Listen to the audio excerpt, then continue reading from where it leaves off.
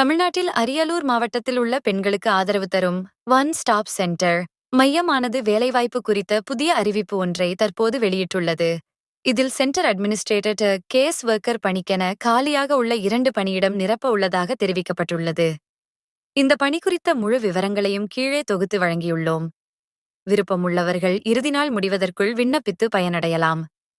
காலி பணியிடங்கள். தற்போது வெளியாகியுள்ள அறிவிப்பின்படி சென்டர் அட்மினிஸ்ட்ரேட்டர் கேஸ் ஒர்க்கர் பணிக்கென காலியாக உள்ள 2 பணியிடங்கள் நிரப்ப உள்ளது. கல்வி தகுதி. விண்ணப்பதாரர்கள் அரசு அல்லது அரசு அங்கீகாரம் பெற்ற பல்கலைக்கழகத்தில் அல்லது கல்வி நிலையத்தில் மாஸ்டர்ஸ் டிகிரி தேர்ச்சி பெற்றிருக்க வேண்டும். வயது வரம்பு. விண்ணப்பதாரர்களின் குறைந்தபட்ச வயதானது 21 என்றும் அதிகபட்ச வயதானது 40 என்றும் நிர்ணயிக்கப்பட்டுள்ளது. தேர்வு செய்யப்படும் முறை.